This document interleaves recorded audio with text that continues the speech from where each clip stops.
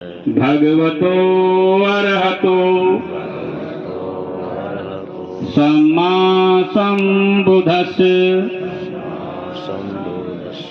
नमो तस्से भगवतो अरहतो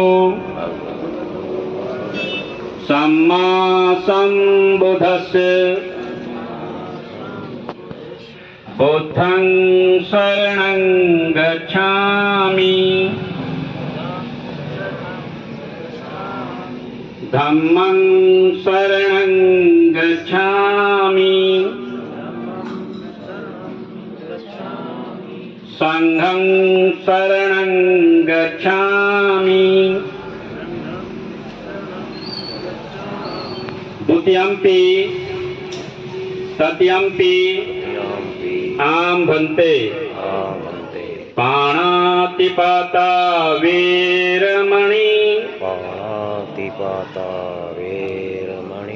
सिक्खापदं समादियामि अदीनदाना वेरमणि सिक्खापदं समादियामि कामेषु मिच्छाचारा वेरमणि सिक्खापदं समादियामि मुसावादा वेरमणि सिक्खापदं समादियामि सुरा मेरिया मजप्मा दठाना वेरमणि सिक्खापदं समादियामि साधु साधु साधु। तो साथियों, अभी हमने त्रिशरण और पंचशील को ग्रहण किया। ये त्रिशरण और पंचशील क्या है? कई बार लोग जब इस प्रक्रिया को देखते हैं तो ये लगता है हमने किसी मंत्र को उच्चारण किया है। देख के लोग ये कहते हैं, और ये भ्रम है। अभी हमने कहा बुद्धं नमामि, धम्मं नमामि, संघं नमामि। माताओं बहनों, कोई मंत्र नहीं है, और ना ही हमारे संतों महापुरुषों ने कोई मंत्र तंत्र कभी सिखाए हैं। हमारे संतों महापुरुषों ने हमें सूत्र दिया है कि जीवन को जीना कैसे है। देखने में जो मंत्र लगा, ये पाली भाषा के शब्द हैं जो 2500 साल पहले इस देश की प्राचीन भाषा थी। आज भी अगर हम अपनी हरियाणवी भाषा का अध्ययन करेंगे तो बहुत से शब्द आज भी आपको मिलेंगे। मैंने कहा बुद्धं नमामि। बुद्ध किसी आकृति का नाम नहीं है, ना कोई जाति है, ना कोई धर्म है। बुद्ध का मतलब बुद्धि से होता है। अक्सर हमारा कोई काम बनता है या बिगड़ता है तो हम कहते हैं कि ऊपर वाले ने कर दिया। ये कहते हैं ना, ऊपर वाले ने कर दिया। लेकिन हमारे संत महापुरुष क्या कहते हैं? हमारे संत महापुरुष कहते हैं ऊपर कुछ नहीं है, जो कुछ है तेरे भीतर है। कभी इसको देख, कभी आईने के सामने खड़े होकर देखना अपने आप को, ऊपर आपको ये मिलेगा। और कुदरत का सबसे अनमोल तोहफा इंसान को यही है। जिसका ये सही होता है उसके सारे काम सही होते हैं, जिसका ये बिगड़ता है सारे काम बिगड़ते हैं। इसलिए कहते हैं कि ऊपर वाले ने कर दिया। हमने कहा बुद्धं नमामि। बुद्धं नमामि का मतलब है कि अपनी बुद्धि को नमस्कार करो, क्योंकि जो व्यक्ति अपनी बुद्धि को नमस्कार नहीं करेगा वो कहीं ना कहीं भटकेगा, पाखंड में जाएगा, अंधविश्वास में जाएगा, अपनी बुद्धि का विनाश करेगा। इसलिए बुद्धि को नमस्कार करो। फिर कहा धम्मं नमामि। धम्म का मतलब मार्ग होता है, जिस मार्ग पर हमारे संत महापुरुष गए और उन्होंने जीवन जीने की जो बातें बताई उसको मानना ही धम्म का मार्ग होता है। फिर उन्होंने कहा संघं नमामि। संघ का मतलब एक समूह होता है, जिस समूह में कोई छोटे बड़े का अंतर ना हो, जात पात का अंतर ना हो, सब एक समान बात करें और मानव के कल्याण की बात करें, उस संघ को नमस्कार करना चाहिए। आज हम जितने यहाँ पर बैठे हैं महिलाएं पुरुष एक समान बैठे हैं, बच्चे साथ में बैठे हैं, बेटियां साथ में बैठी हैं। सबके अंदर एक भाव है कि सचेतना जो हमारे इस परिवार से गई, जिसकी वजह से परिवार दुखी है, इस दुख को साझा करें। हम सभी इसलिए इकट्ठा हुए हैं, इसलिए संघ को नमस्कार करना चाहिए जो मानव कल्याण की बात कर रहा है। फिर हमने कहा पाणातिपाता वीरमणि सिक्खापदं समादयामि। इसका अर्थ होता है कि आज सचेतना के शांति पाठ पर बैठकर हम प्रण करते हैं जीवन में कभी भी प्राणी हिंसा नहीं करेंगे, किसी जीव की हत्या नहीं करेंगे, गुस्सा नहीं करेंगे, क्रोध नहीं करेंगे। क्योंकि जो व्यक्ति क्रोध में होता है, गुस्से में होता है, वही हिंसा करता है और हिंसा से कभी भी आदमी विकसित नहीं हो सकता। फिर ने कहा अदीन दाना वीरमणि सिक्खापदं समादयामि, कि आज हम प्रण करते हैं, ऐसी शिक्षा ग्रहण करते हैं, जीवन में कभी चोरी नहीं करेंगे। चोरी कैसी? किसी का कोई सामान रखा है और बिना पूछे हम उठा लेते हैं, वो चोरी होती है। पति का सामान रखा, पत्नी ने उठाया, वो चोरी है, बिना पूछे उठा रहे हैं। फिर ने कहा कामेषु मिच्छाचारा वीरमणि सिक्खापदं समादयामि, कि आज हम ऐसी शिक्षा ग्रहण करते हैं, जीवन में कभी जारी नहीं करेंगे, कभी अपना चरित्र खराब नहीं करेंगे। ये मेरी माताओं बहनों, हमारे घरों में अक्सर बाबा साहब भीमराव अंबेडकर का चित्र मिलेगा, गुरुदास का चित्र मिलेगा, भगत सिंह का चित्र मिलेगा, गुरु नानक और कबीर के चित्र मिलेंगे। वो चित्र इसलिए नहीं है कि वो हमारी जाति से, हमारे संप्रदाय से थे, वो चित्र इसलिए है कि उन्होंने मानव कल्याण का काम करते करते हुए एक काम विशेष किया था, कभी अपना चरित्र खराब नहीं किया था, इसलिए उनके चित्र हमारे घरों में होते हैं। हम भी अपने जीवन में कुछ करें ना करें, लेकिन इतना जरूर करें कि अपने चरित्र को बना के रखें, जहां भी जाए सम्मान से लोग हमें इज्जत दें। आज समाज में हम काम करते हैं, सह समान लोग बुलाते हैं, तो उसके पीछे यही कारण होता है कि माँ को माँ के समान, बेटी को बेटी के समान कराता है, तभी लोग सम्मान करते हैं। आप भी अपने जीवन में चरित्र बनाएं, तभी संतों महापुरुषों के चित्र कभी ना कभी हमारे भी हो सकते हैं। फिर अंत में कहा मूसावादा वीरमणि सिक्खापदं समादयामि, कि आज हम ऐसी शिक्षा ग्रहण करते हैं, कभी झूठ नहीं बोलेंगे। आज कदम कदम पर हम झूठ बोलते हैं। सुरा मेरिया मजप्मा दठाना वीरमणि सिक्खापदं समादयामि, ऐसी शिक्षा ग्रहण करते हैं, जीवन में कभी नशा नहीं करेंगे। हे माताओं बहनों, आप सब जानते हो कि जिस घर में नशा आ जाता है, उसको बर्बाद करने की जरूरत नहीं, अपने आप बर्बाद हो जाता है। ये 5 शिक्षाएं हमारे संतों महापुरुषों ने दी, जिसका अमरण अभी हमने किया। ये 5 शिक्षाएं, कोई भी जाति संप्रदाय से व्यक्ति जुड़ा है, मानव को मानव के प्रति रिश्ता बनाना है, तो ये 5 शिक्षा अपने जीवन में ग्रहण करनी चाहिए, तभी मानव जीवन श्रेष्ठ बनता है। हमारे संत महापुरुष कहते हैं कि जीवन में दुख सबके आता है, ऐसा कोई व्यक्ति नहीं जिसके जीवन में दुख नहीं आता। लेकिन दुख जब भी आएगा, उसके 2 कारण होते हैं। एक दुख इंसान को देता है और एक दुख प्रकृति इंसान को देती है। आज हम सब यहाँ दुखी हैं, इसके पीछे भी कारण है, क्योंकि ये हंसता हुआ चेहरा आज हमारे बीच में नहीं है। ये दुख का कारण है, इसलिए हम दुखी हैं। और संत महापुरुष कहते हैं कि जब किसी कारण का पता लग जाए तो रोना नहीं है, उसका निवारण करना चाहिए। रोने से कभी कोई समस्या हल नहीं होती, बल्कि बढ़ती है। निवारण करने के लिए क्या करना चाहिए? वैज्ञानिक चेतना जगानी चाहिए। संतों महापुरुषों ने जो हमें सिखाया है, जो बुद्धि के विकास करने की बातें करते हैं, उनके पास जाकर उसका निवारण करना चाहिए। और निवारण करने के लिए आज जैसे यहाँ पर हम सब बैठे हैं, श्रद्धेय कपूर सिंह जी हमारे बीच में हैं, उन्होंने बातचीत की कि मैं चाहता हूं कि हमारी बेटी जो हमारे साथ इतने समय तक रही, उसको सम्मान से विदा करें, ताकि आने वाले समय के अंदर चर्चा हो कि हम लोगों ने बुद्धि के विकास का कार्य किया। जो लोगों को हम समझाते थे, उस परंपरा को हमने भी निभाया। इसीलिए आज यहाँ अन्य परंपराएं न कर बेटी को सम्मान से विदा करने के लिए इन संतों महापुरुषों ने जो मार्ग दिखाया, उसी अनुरूप कार्य करने का प्रयास किया। इसके लिए इनको साधुवाद है। जिस तरह से आज ये घटना घटी, ठीक इसी तरह से बुद्ध के काल में भी घटना घटी। एक छोटी सी गाथा आपको सुना रहा हूं, ताकि जो मेरी माताएं बहनें कई बार विचलित हो जाती हैं जब कोई मृत्यु होती है। ऐसी घटना घटती है, बुद्ध का समय था और बुद्ध हर रोज कहीं ना कहीं जाकर देशना करते थे। देशना का मतलब सत्संग होता है, हम उसको देशना बोलते हैं, आप उसको सत्संग कहते हैं। हर रोज कहीं ना कहीं जाके देशना करते और उसी नगरी में एक ऐसी महिला थी जो वर्षों से शादीशुदा होने के बाद भी संतान पा न सकी, बांझ के रूप में जीवन जी रही थी। हे माता बहनों, आप जानते हो कि एक बांझ का जीवन कितना दुर्भय होता है, कितना नरक का जीवन होता है। जहां से गुजरती है लोग ताने मारते हैं। वर्षों बीत गए, शादी हुई, बच्चा नहीं हुआ, हर रोज ताने सहती थी। और जितने भी इलाज कराने के तरीके थे, झाड़ा फूंक करने के जो तरीके थे, सारे करवाए, लेकिन संतान नहीं। मन दुखी रहता था। अचानक प्रकृति की मेहर होती है, उसको पता लगता है कि वो गर्भ से है। जैसे पता लगा, घर में खुशियां मनाई जाने लगी। जब दुख दूर होते हैं और सुख आता तो इंसान सब भूल जाता है। 9 महीने के बाद एक चांद सा बेटा उसके घर में पैदा हो गया। जब बेटा मिला तो जो दुख थे, जो तकलीफ थी, वो सारी दूर हो गई। हर वक्त अपने बेटे के साथ खेलती रहती थी। समय धीरे धीरे बीतता चला गया।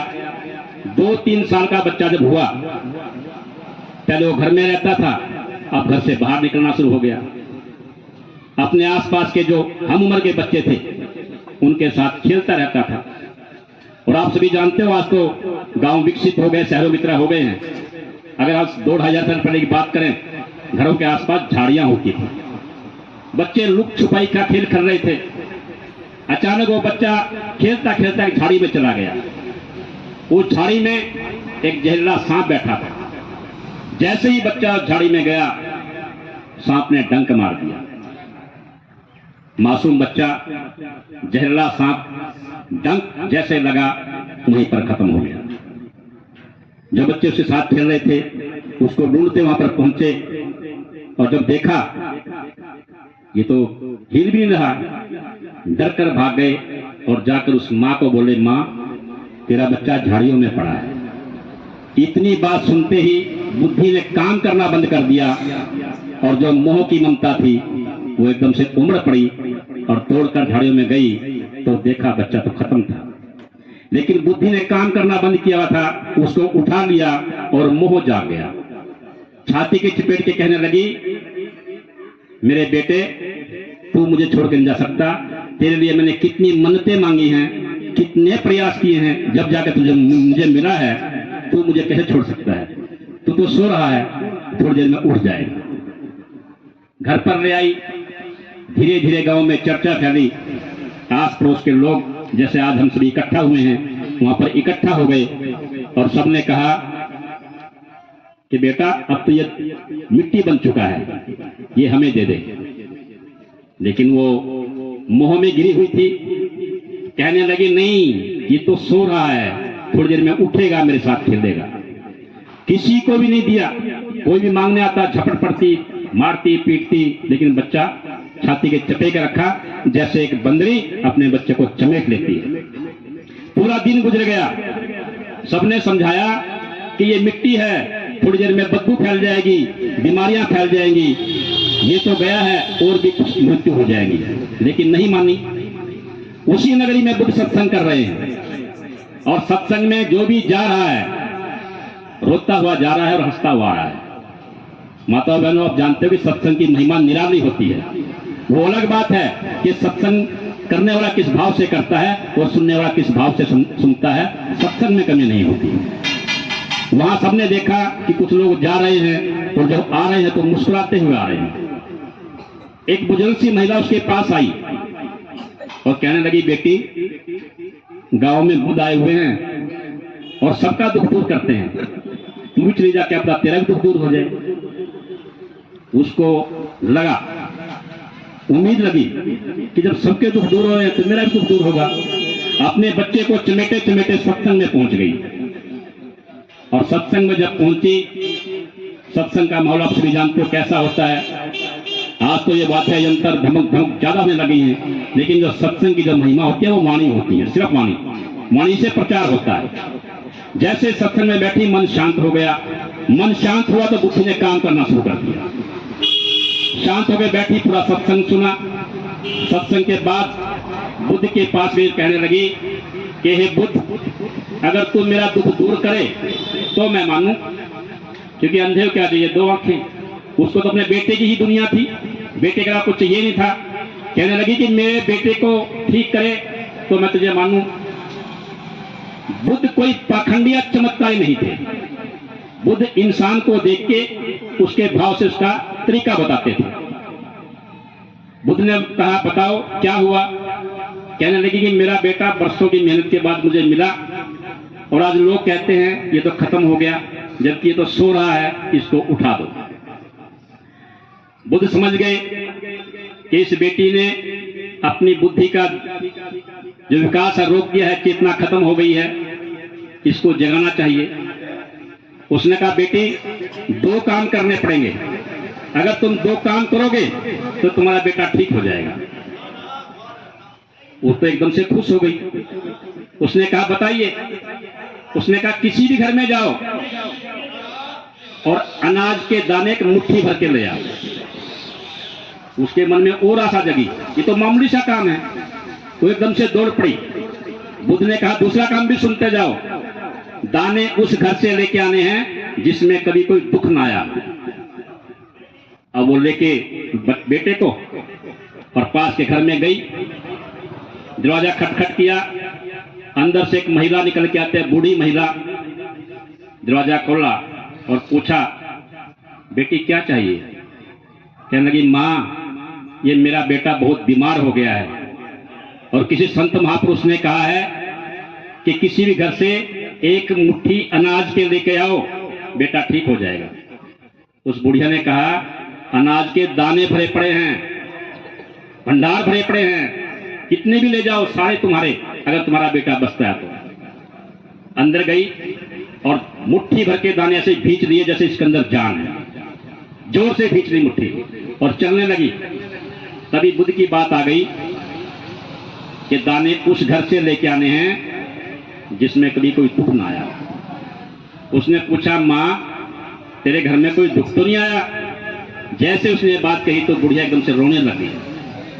कहने लगी अरे मूर्ख तू तो इसी गांव की है, क्या तुझे पता नहीं अभी कुछ दिन पहले जो मेरा जीवन साथी है, जो मेरा पति है, मुझे छोड़ के चला गया, इससे बड़ा कोई दुख होता है क्या। दाने जो मुट्ठी ऐसे भींच रखी थी वो ढीली हो गई और वहीं पे गिर गए क्योंकि घर में दुख आया था। उसके बाद अगले घर में गई। अगले घर में एक बुजुर्ग निकल के आए, बूढ़ा व्यक्ति। उसने कहा बेटी क्या चाहिए। कहने लगी बाबा मेरा बेटा मूर्छित हो गया है, तुम्हारे घर के दाने दो, एक संत महापुरुष कहते हैं ठीक हो जाएगा।